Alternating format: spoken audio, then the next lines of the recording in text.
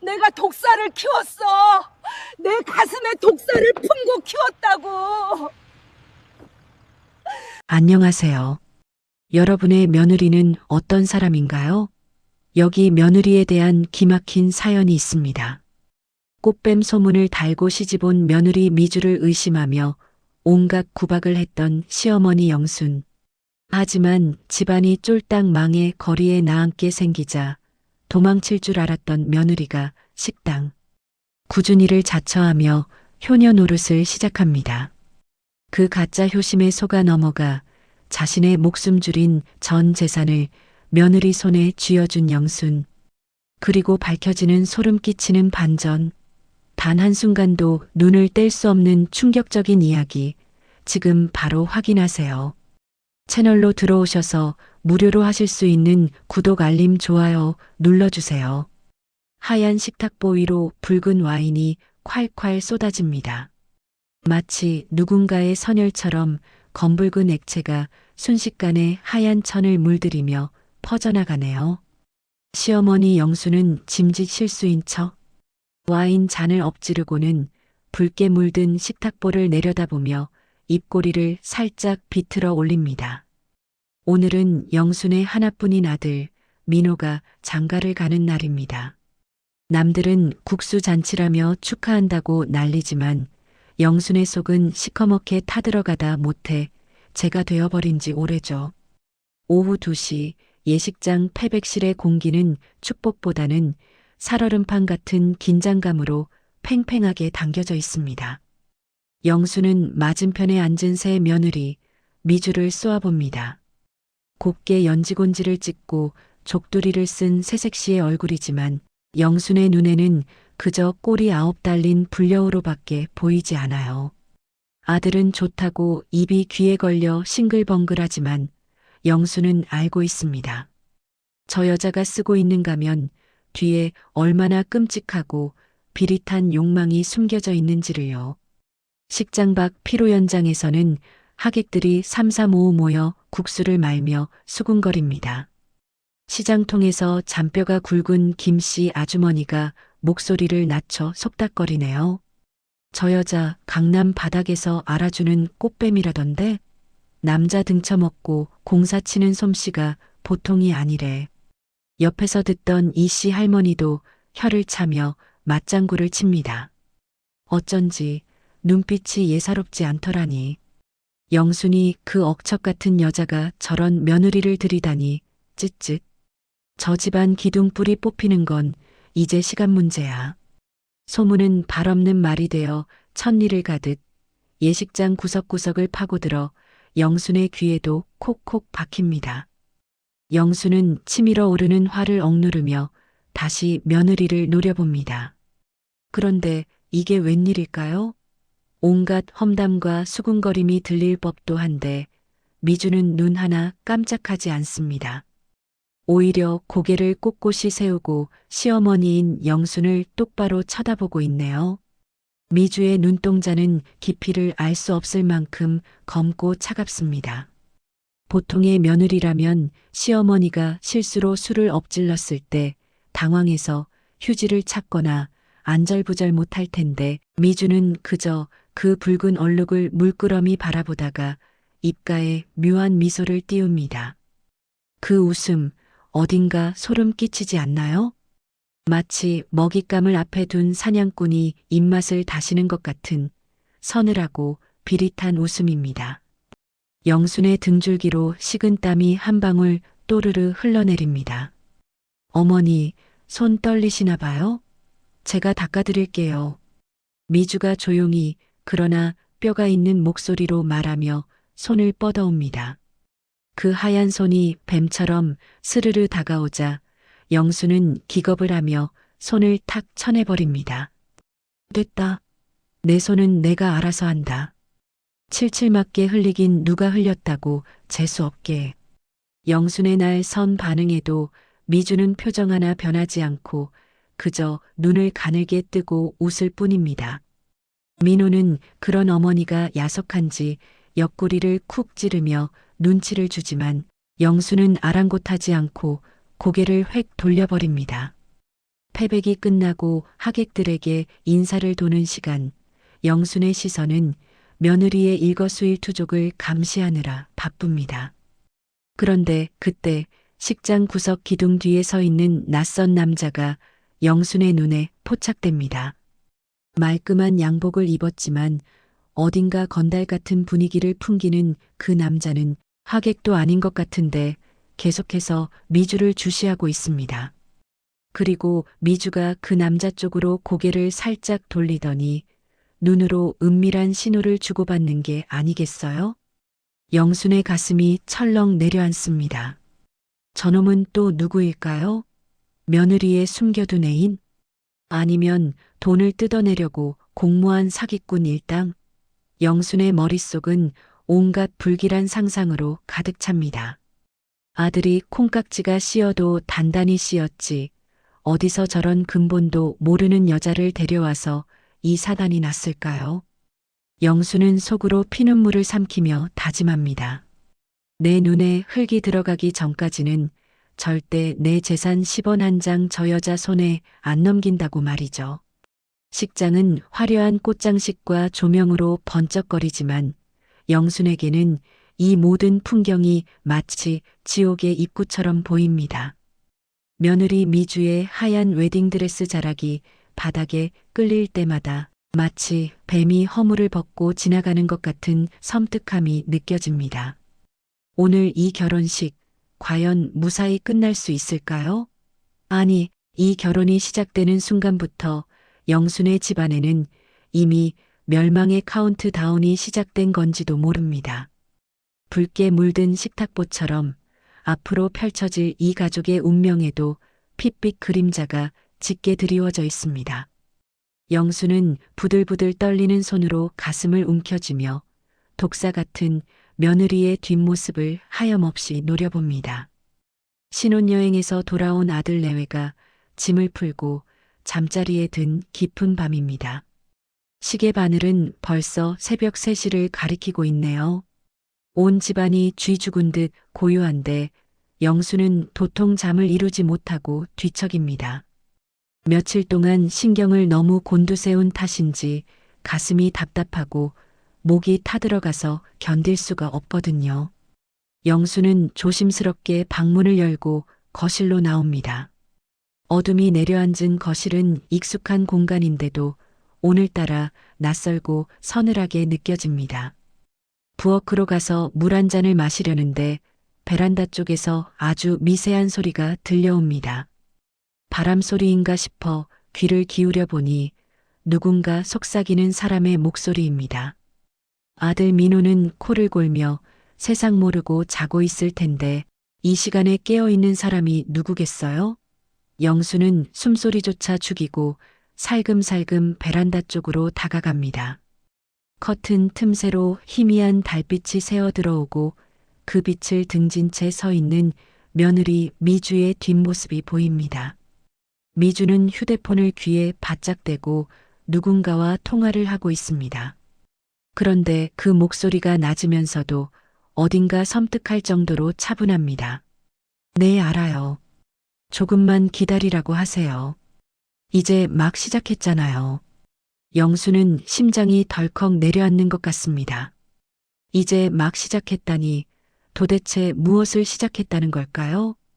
혹시 이 집안 재산을 빼돌릴 계획을 말하는 건 아닐까요? 영수는 마른 침을 꼴깍 삼키며 귀를 더 쫑긋 세웁니다. 걱정 마세요. 확실하게 처리할 테니까 그쪽 서류나 잘 챙겨두세요. 돈은 조만간 마련될 거예요. 돈, 역시나 돈 이야기였군요. 영순의 머릿속에서 경보음이 요란하게 울려 퍼집니다. 갓 시집온 새색시가 한밤중에 몰래 통화하며 돈 이야기를 한다? 그것도 확실하게 처리한다는 무시무시한 말을 쓰면서요? 영수는 당장이라도 베란다 문을 벌컥 열고 너 지금 누구랑 작당 모의를 하는 거냐? 라고 소리치고 싶지만 꾹 참습니다. 지금 섣불리 나섰다가는 뱀 같은 며느리가 꼬리를 자르고 도망갈지도 모르니까요. 확실한 물증을 잡을 때까지는 죽은 듯이 엎드려 있어야 합니다. 영수는 떨리는 다리를 부여잡고 도둑고양이처럼 다시 안방으로 기어들어옵니다. 그날 밤 영수는 뜬 눈으로 밤을 지새우며 천장에 비친 며느리의 그림자와 싸움을 벌입니다. 다음 날 아침이 밝았습니다. 부엌에서는 달그락거리는 소리와 구수한 찌개 냄새가 풍겨옵니다. 미주가 일찍 일어나 아침상을 차리고 있네요. 영수는 짐짓 아무것도 모르는 척 하품을 하며 거실로 나옵니다. 어머니, 안녕히 주무셨어요? 해장국 끓였는데 어서 앉으세요. 미주가 상냥하게 웃으며 영순을 맞이합니다. 어제 그 서늘하던 목소리의 주인공이 맞나 싶을 정도로 천사 같은 얼굴입니다. 영수는 소름이 돋아 팔을 문지르며 식탁에 앉습니다. 그때 미주가 잠시 화장실에 들어간 사이 거실 소파 위에 놓인 미주의 핸드백이 영순의 눈에 들어옵니다. 지금이 기회다. 영수는 재빨리 핸드백을 열어봅니다. 화장품 파우치와 지갑 사이로 꼬깃꼬깃한 종이 뭉치가 보입니다. 떨리는 손으로 종이를 꺼내보니 세상에나 긴급 대출, 신용 불량 상담이라고 적힌 명함들과 알 수 없는 차용증 사본입니다. 영순의 손이 부들부들 떨립니다. 빚쟁이한테 쫓기는 주제에 내 아들을 물고 늘어진 게 확실하군요. 화장실 물 내려가는 소리가 들리자 영수는 황급히 명함들을 제자리에 쑤셔넣고 시치미를 뗍니다. 미주가 젖은 손을 닦으며 나옵니다. 영수는 끓어오르는 분노를 억누르며 숟가락을 듭니다. 국물을 한술 뜨려는데 맞은편에 앉은 미주가 영순을 빤히 쳐다보고 있습니다. 어머니, 뭐 찾으시는 거라도 있으세요? 가방 끈이 삐져나와 있네요. 미주의 목소리에 뼈가 있습니다. 영순이 흠칫 놀라 바라보자 미주는 아무 일도 아니라는 듯 핸드백 끈을 정리하며 의미심장한 미소를 짓습니다. 며칠 뒤 영수는 비장의 카드를 꺼내 들기로 결심합니다. 호랑이를 잡으려면 호랑이 굴에 들어가야 하고 여우를 잡으려면 더 교활한 덫을 놓아야 하는 법이죠. 영수는 아침 밥상머리에서 짐짓 숟가락을 떨어뜨리며 연기를 시작합니다. 손을 바들바들 떨고 초점 없는 눈으로 허공을 응시하는 연기가 제법 그럴싸합니다. 아이고, 내가 요새 자꾸 깜빡깜빡한다. 어제는 가습을 끄는 것도 잊어버리고 아무래도 내 머릿속에 지우개가 든 모양이다. 민호가 걱정스러운 얼굴로 물 한 컵을 건네자 영수는 한숨을 푹 쉬며 며느리 미주를 곁눈질로 살핍니다. 미주는 놀란 토끼 눈을 하고 어머니 병원부터 가보셔야죠라며 호들갑을 떱니다. 하지만 영수는 그 호들갑 속에 숨겨진 미세한 입꼬리의 움직임을 놓치지 않아요. 영수는 지금이 기회다 싶어 쐐기를 박습니다. 내가 정신이 더 오락가락하기 전에 재산 정리를 좀 해야겠다. 그 건물 내 명의로 되어 있는 거 말이다. 민호 내 앞으로 미리 돌려놓는 게 좋겠어. 나중에 내가 진짜 노망이라도 나면 복잡해지잖니. 그 말을 던지는 순간 영수는 며느리의 눈동자가 번쩍하고 빛나는 것을 목격합니다. 마치 캄캄한 동굴 속에서 보석을 발견한 도굴꾼의 눈빛처럼 탐욕스럽게 이글거리는 그 눈빛을요. 미주는 어머니 건강이 우선이죠. 재산이라뇨라고 말리지만 목소리 톤은 한층 높아져 있습니다. 영수는 속으로 코웃음을 칩니다. 걸려들었구나, 이 유물. 그날 오후 4시쯤 되었을까요? 영순이 장을 보러 가는 척하며 현관문을 쾅 닫고 나갔다가 신발을 벗어들고 다시 살금살금 집 안으로 들어옵니다. 거실에서는 타닥타닥 키보드 두드리는 소리가 요란하게 들려오네요. 영순이 소파 뒤로 숨죽여 다가가 며느리의 등 뒤에서 노트북 화면을 훔쳐봅니다. 세상에 화면 가득 떠 있는 글자들을 보고 영수는 뒷목을 잡을 뻔했습니다. 증여세 절세 방법, 치매 노인 성년 의견인 신청, 법무사 상담 비용, 건물을 준다는 말이 떨어지기가 무섭게 벌써 계산기를 두드리고 있었던 겁니다. 영수는 당장이라도 머리채를 휘어잡고 싶지만 아들에게 이 기막힌 현장을 보여주기 위해 꾹 참습니다. 저녁이 되고 민호가 퇴근하자마자 영수는 아들을 방으로 끌고 들어갑니다. 민호야, 내 말 똑똑히 들어라. 내 처가 대낮에 법무사 찾고 난리도 아니더라. 내가 치매라고 거짓말 좀 했더니 아주 신이 나서 재산 챙길 궁리만 하고 있어. 저게 사람 탈을 쓰고 할 짓이냐? 영수는 억울해서 가슴을 치며 토로합니다. 그런데 아들의 반응이 영순의 예상과는 정반대로 흘러갑니다. 민호의 얼굴이 불그락푸르락해지더니 오히려 영순에게 버럭 소리를 지르는 게 아니겠어요? 엄마, 제발 그만 좀 하세요. 미주가 오늘 나한테 전화해서 뭐라는 줄 알아요? 어머니 건강이 너무 걱정된다고, 혹시라도 재산 문제 때문에 어머니가 스트레스 받으실까봐 자기가 미리 다 알아보고 처리해드리겠다고 울면서 말했어요. 그 착한 사람을 왜 그렇게 못 잡아먹어서 안달이에요? 영수는 머리를 한 대 얻어맞은 것 같습니다. 이 앙큼한 며느리가 벌써 아들에게 선수를 쳐놓은 겁니다.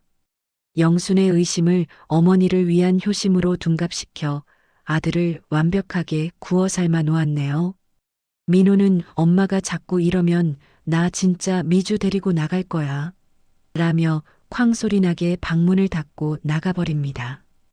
덩그러니 남겨진 영수는 배신감과 서러움에 치가 떨립니다.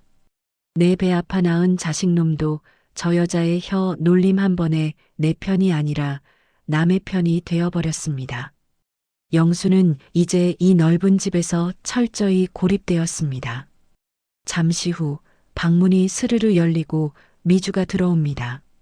손에는 물 한 잔과 알약 몇 개가 들려있네요. 어머니 많이 속상하셨죠? 민호 씨가 어머니 생각해서 그런 거니까 너무 노여워 마세요. 자, 진정하시고 이 약 좀 드세요.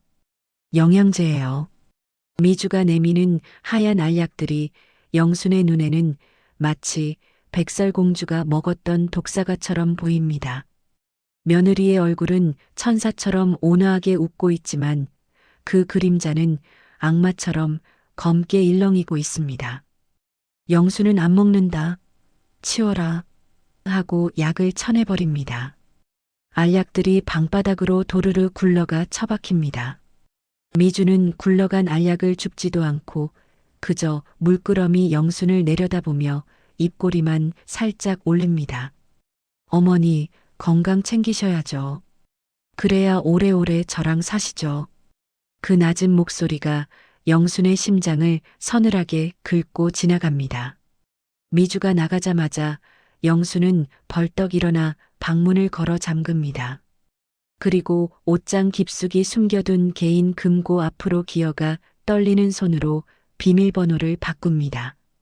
1234였던 번호를 아무도 모를 복잡한 숫자로 바꾸면서 영수는 중얼거립니다. 내 정신은 멀쩡하다. 내 돈은 내가 지킬 거야. 내년 뜻대로는 절대 안 된다. 창밖에는 비가 추적추적 내리기 시작하고 영순의 방은 감옥처럼 어둡고 춥습니다. 하지만 진짜 공포는 밖에서 내리는 비가 아니라 문밖 거실에서 자신을 지켜보고 있을 며느리의 그 차분한 숨소리입니다. 평화롭던 일상이 지옥으로 변하는 데는 그리 오랜 시간이 걸리지 않았습니다. 오후 2시 점심 장사가 얼추 끝나고 식당 이모들과 믹스 커피 한 잔의 여유를 즐기려던 찰나였죠. 갑자기 식당 문이 쾅 하고 부서질 듯 열리더니 검은 양복을 입은 사내들이 들이닥칩니다.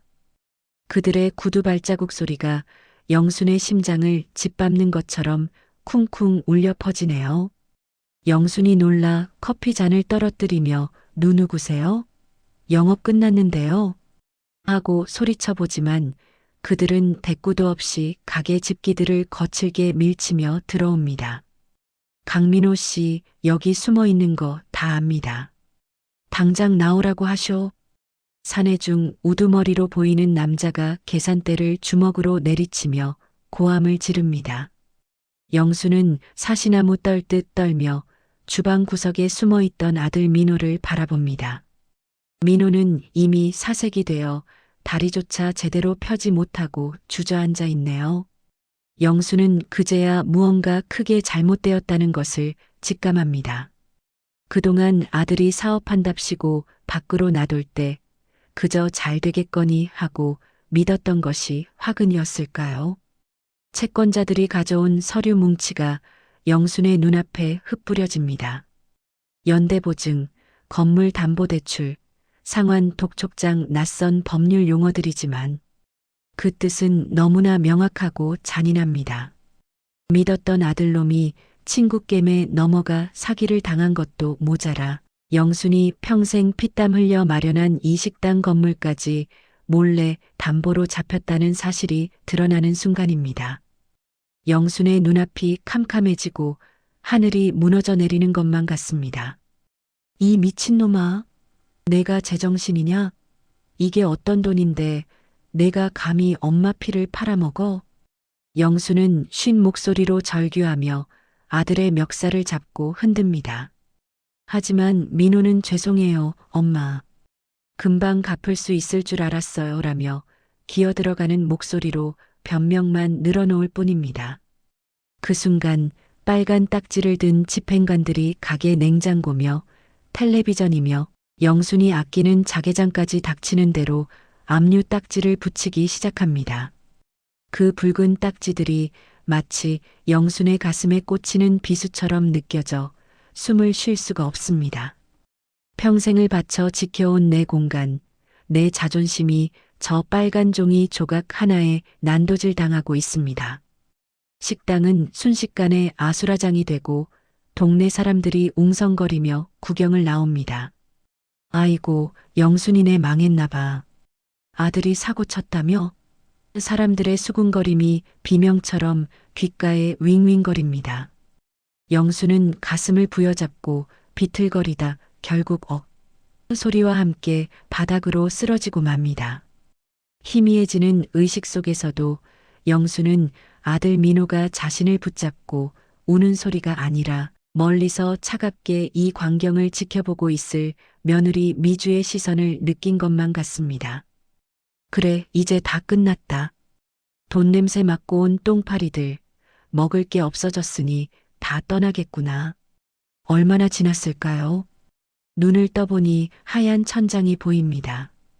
병원 특유의 알코올 냄새가 코를 찌르네요. 영수는 무거운 눈꺼풀을 겨우 들어올리며 주위를 둘러봅니다.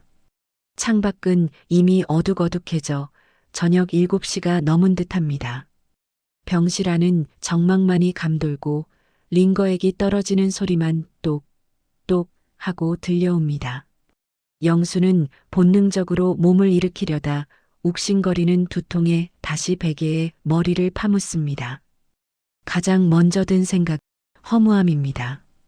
평생 안 먹고 안 입으며 모은 재산이 하루아침에 물거품이 되었습니다. 이제 퇴원해도 돌아갈 집도 장사할 가게도 남아있지 않을 겁니다. 그나저나 아들놈은 어디 갔을까요?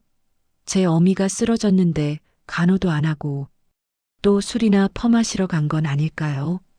그리고 그 꽃뱀 며느리는 당연히 도망갔겠죠. 돈 보고 들어온 여자가 빈털터리가 된 시댁에 붙어 있을 이유가 없으니까요. 영수는 씁쓸한 웃음을 짓습니다. 차라리 잘 됐다고 스스로를 위로해 봅니다. 어차피 이렇게 망할 거였다면 그 여자가 내 재산을 야금야금 파먹기 전에 다 터져버린 게 불행 중 다행일지도 모릅니다. 그런데 왜 이렇게 가슴 한구석이 시리고 아픈 걸까요? 늙고 병든 몸뚱어리 하나만 남은 자신의 처지가 너무나 처량해서 눈물이 주르륵 베개를 적십니다. 그때 병실 문이 조용히 열립니다. 영수는 황급히 눈물을 훔치고 자는 척 눈을 감습니다. 간호사가 들어왔나 싶었는데 발자국 소리가 낯익습니다. 또각, 또각. 그리고 침대 곁에서 부스럭거리는 소리가 들립니다. 어머니 깨어나셨어요? 미주의 목소리입니다. 영수는 소스라치게 놀라 눈을 번쩍 뜹니다. 눈앞에 서 있는 미주의 몰골이 말이 아닙니다. 항상 풀 메이크업에 화려한 옷만 입던 여자가 머리는 산발을 하고 화장은 다 지워진 채 헐렁한 티셔츠 바람으로 서 있습니다. 눈가는 퉁퉁 부어 있고 손에는 편의점죽 봉지가 들려 있네요.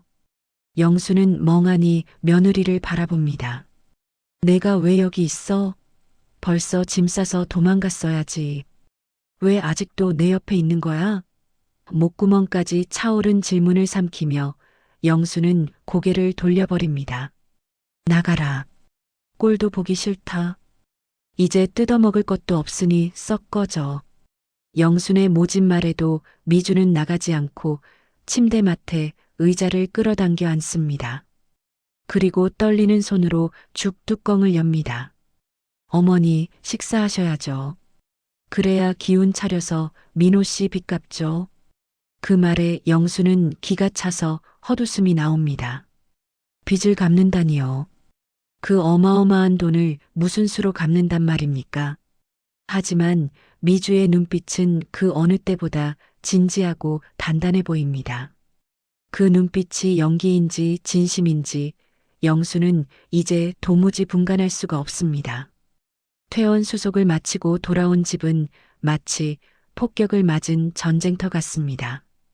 오후 3시 한창 손님들로 북적거려야 할 식당은 정막강산이고 바닥에는 깨진 접시 조각과 압류 딱지가 붙은 집기들이 어지럽게 널려 있네요. 영수는 지팡이의 의지에 겨우 몸을 지탱하며 텅 빈 홀을 둘러봅니다. 평생을 바쳐 일궈온 터전이 이렇게 허망하게 무너진 꼴을 보니 가슴 한복판에 커다란 구멍이 뚫린 것만 같습니다. 그런데 주방 쪽에서 달그락거리는 소리와 세찬 물소리가 들려옵니다. 도대체 누가 있는 거지? 빚쟁이들이 또 왔나? 영수는 쿵쾅거리는 가슴을 부여잡고 살금살금 주방 쪽으로 다가갑니다. 그리고 그곳에서 믿을 수 없는 광경을 목격하게 됩니다. 며칠 전까지만 해도 손에 물 한 방울 안 묻힐 것처럼 굴던 며느리. 미주가 촌스러운 꽃무늬 몸빼 바지에 빨간 고무장갑을 끼고 산더미처럼 쌓인 설거지를 하고 있는 게 아니겠어요? 머리는 대충 질끈 묶어 올렸고 얼굴에는 검댕과 땀방울이 뒤범벅되어 있습니다. 영수는 자신의 눈을 의심하며 한참을 멍하니 서 있습니다. 미주는 영순이 온 줄도 모르고 타다 남은 냄비 바닥을 철수세미로 박박 문지르고 있습니다. 그 가녀린 팔뚝에 핏줄이 설 정도로 힘을 주며 일하는 모습이 마치 영순이 젊은 시절 남편 빚 갚겠다고 식당 바닥을 기어다니던 때와 겹쳐 보입니다. 영순의 코끝이 시큰해집니다. 너 지금 거기서 뭐 하는 거냐? 영순의 잠긴 목소리에 미주가 화들짝 놀라 뒤를 돌아봅니다. 땀에 젖은 앞머리를 손등으로 훔쳐내며 미주가 멋쩍은 듯 웃어 보이네요. 어머니, 오셨어요? 몸은 좀 괜찮으세요? 주방 꼴이 말이 아니라서 일단 급한 불부터 끄고 있었어요. 영순의 시선이 미주의 텅 빈 손목과 목덜미에 머뭅니다. 결혼 예물로 해줬던 다이아몬드 반지와 목걸이, 그리고 미주가 끔찍이 아끼던 명품 시계가 온데간데 없습니다. 영순이 떨리는 손가락으로 미주의 빈 손목을 가리킵니다. 그거 다 어디 갔니? 내 패물들 말이다. 미주는 황급히 손을 등 뒤로 감추며 고개를 숙입니다. 아, 그거요. 급한 이자는 막아야 할 것 같아서요. 채권자들이 당장 경매 넘기겠다고 난리를 쳐서 제가 가지고 있던 가방이랑 패물들 중고 명품샵에 다 처분했어요. 원금은 택도 없지만 일단 한 달치 이자는 막았어요. 영수는 머리를 한 대 얻어맞은 듯 멍해집니다.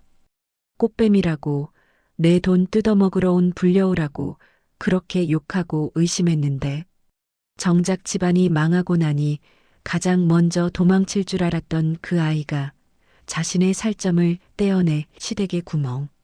난 독을 맞고 있었던 겁니다.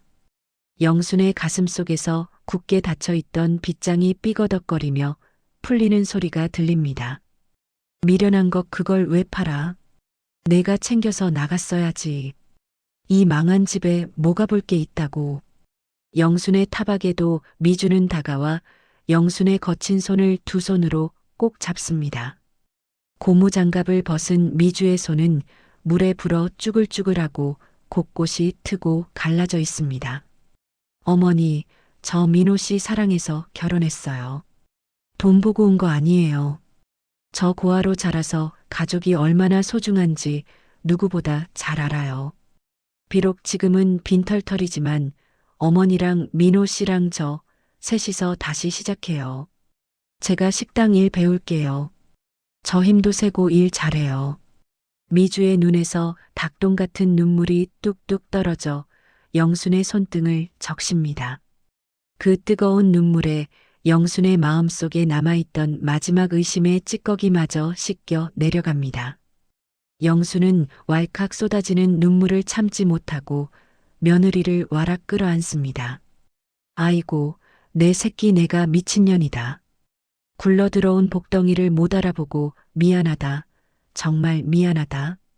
두 여자는 엉망진창이 된 주방 바닥에 주저앉아 서로를 부둥켜 안고 한참을 오열합니다. 영수는 며느리의 등에서 느껴지는 따뜻한 온기에 취해 지금 자신이 품에 안고 있는 것이 독사가 아니라 천사라고 굳게 믿게 됩니다. 비바람이 몰아치던 밤이 지나고 폭풍우가 휩쓸고 간 자리에 기묘한 고요함이 찾아왔습니다. 시계 바늘은 어느덧 밤 11시를 가리키고 있네요.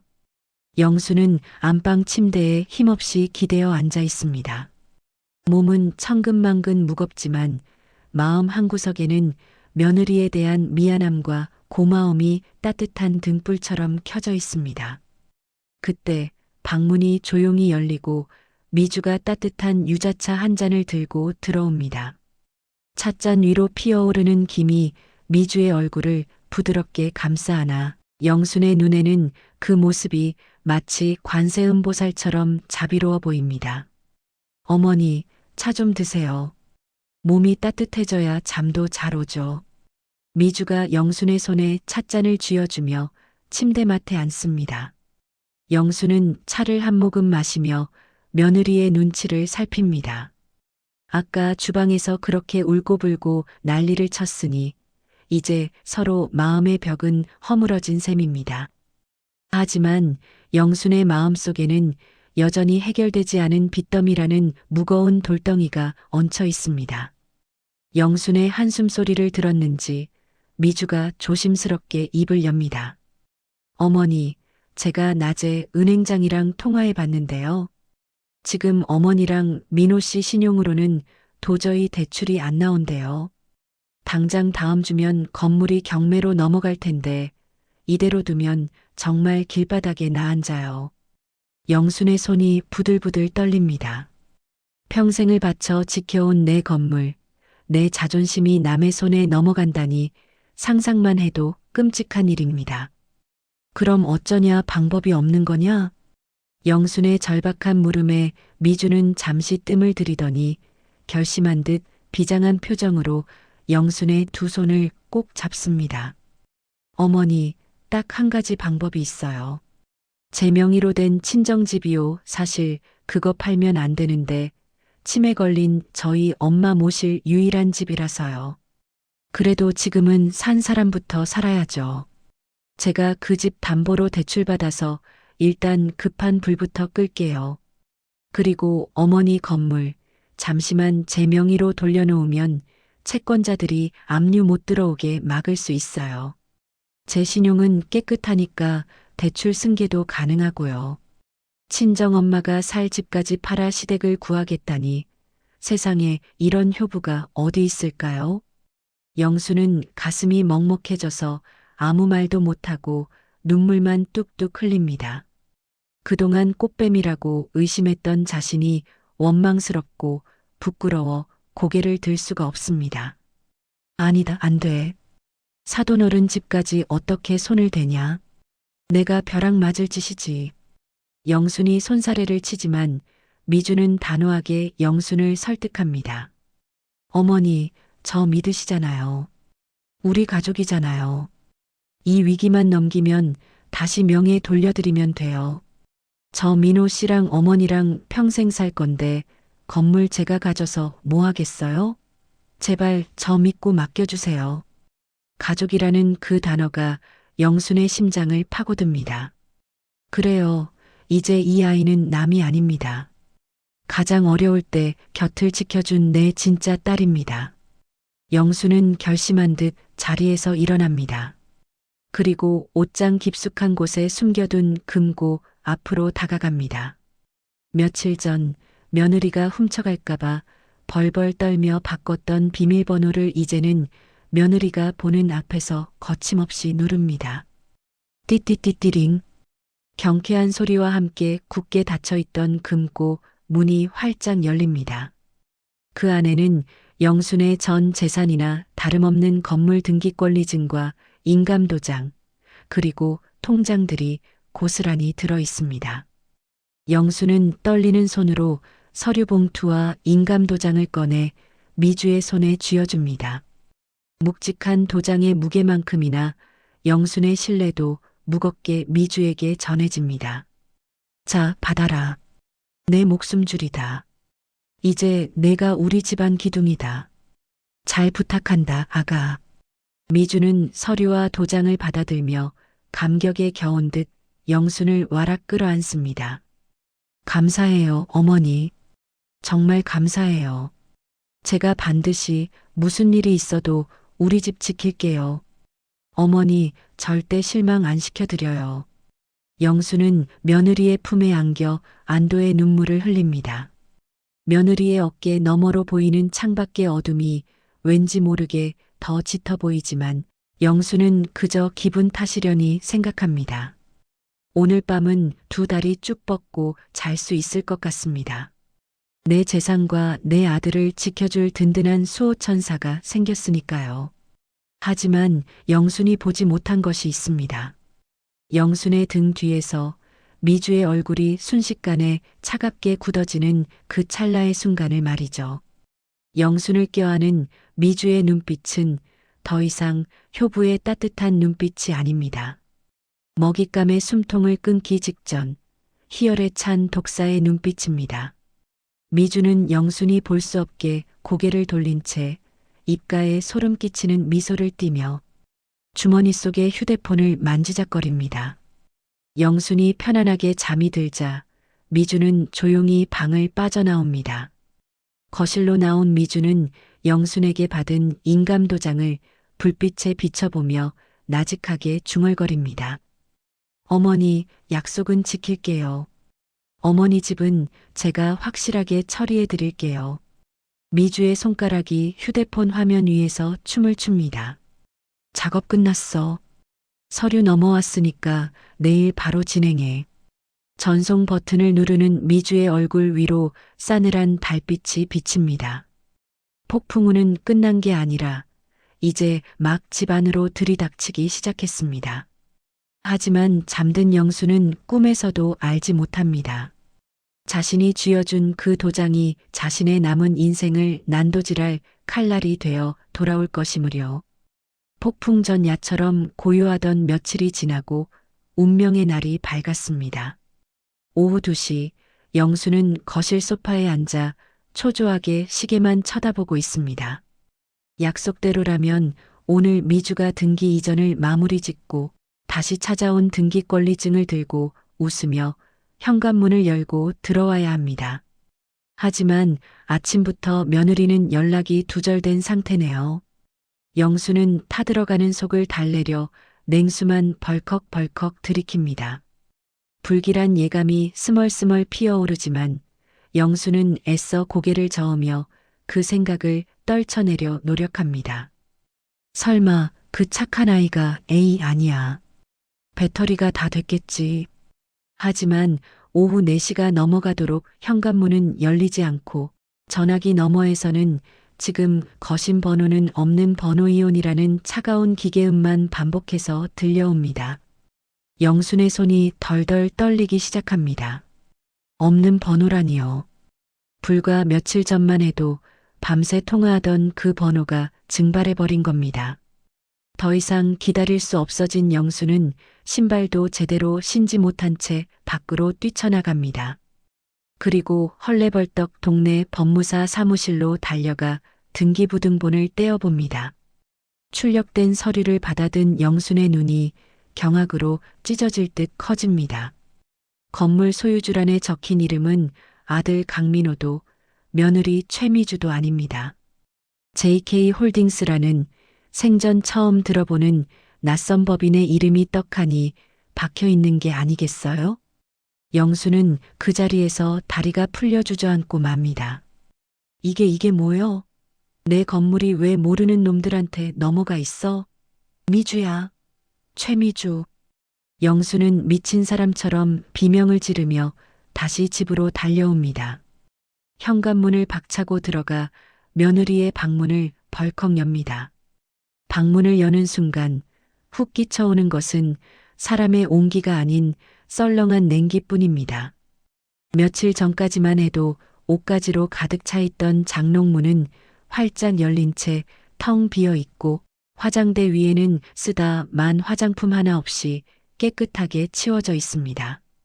마치 처음부터 이 집에 최미주라는 사람은 살지 않았던 것처럼 그녀의 모든 흔적이 지우개로 지운 듯 사라져버렸습니다.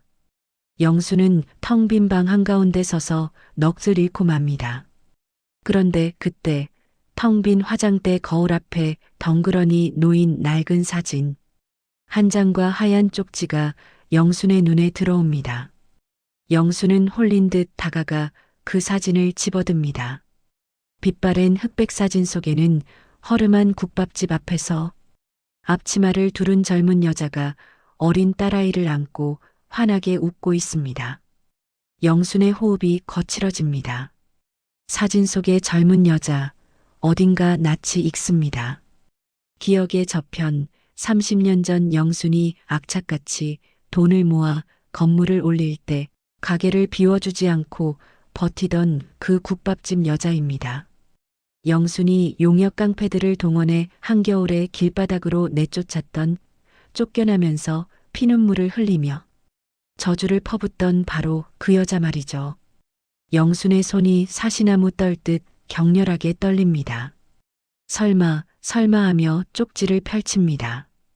쪽지에는 컴퓨터로 출력한 듯 정갈한 글씨체로 딱 한 문장이 적혀 있습니다.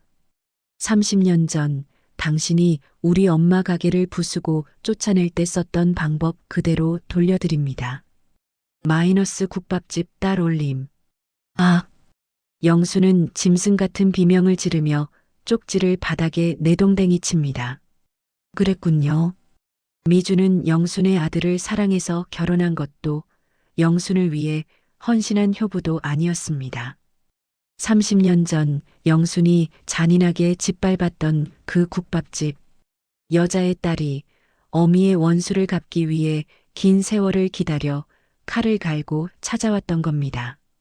꽃뱀이라는 소문도, 빚쟁이에게 쫓기는 연극도, 영순의 마음을 얻기 위한 눈물겨운 효심도 전부 영순을 방심하게 만들어 가장 소중한 것을 빼앗기 위해 치밀하게 설계된 덫이었던 겁니다.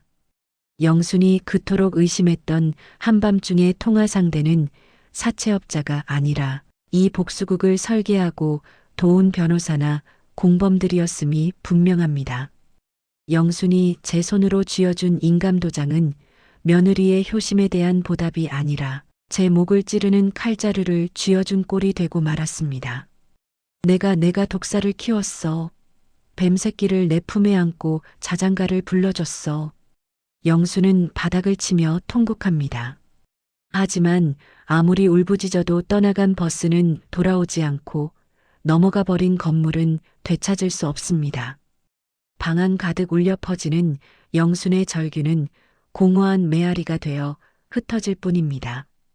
창밖에서는 30년 전 그날처럼 매서운 바람이 불어와 창문을 덜컹거리게 만듭니다.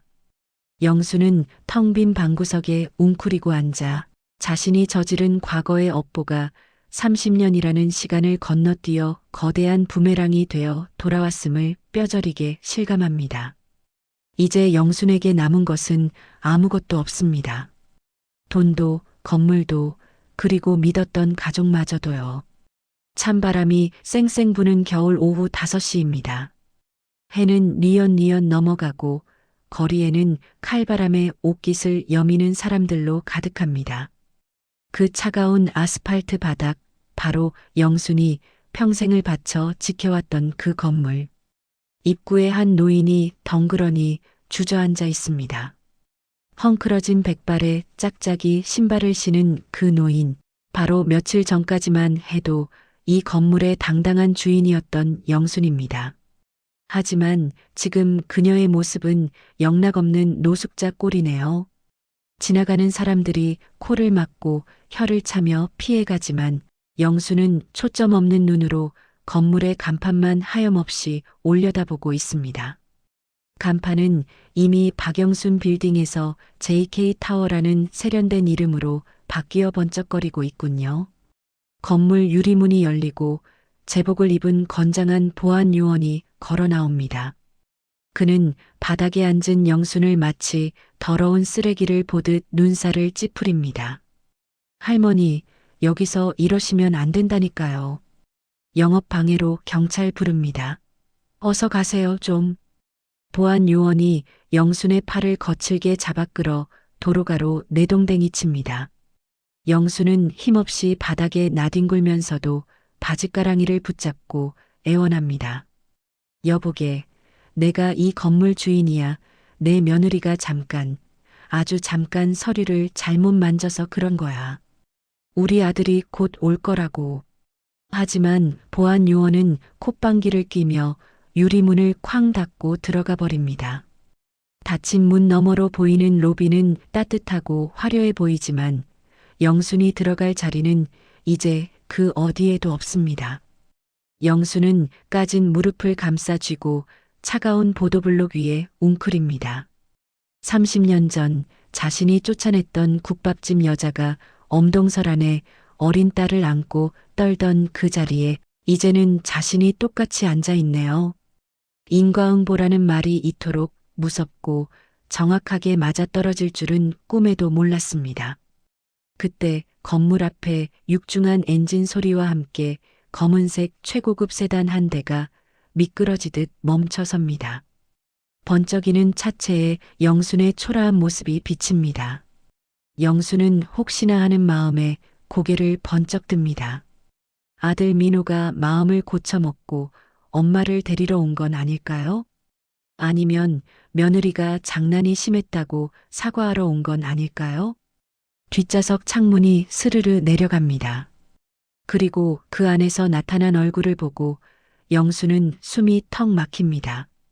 고급스러운 선글라스를 끼고 우아한 모피 코트를 걸친 여자, 바로 미주입니다. 아니, 이제는 복수에 성공한 국밥집의 딸이라고 불러야겠군요. 그녀의 곁에는 놀랍게도 아들 민호가 앉아 있습니다. 하지만 민호는 차 창밖에 쓰러진 어미를 보고도 못 본 척 고개를 푹 숙이고 휴대폰만 만지작거리고 있네요. 세상에 하나뿐인 아들마저 돈 앞에 어미를 버리고 저 여자와 한패가 된 겁니다. 영수는 찢어지는 가슴을 부여잡고 차를 향해 기어가며 절규합니다.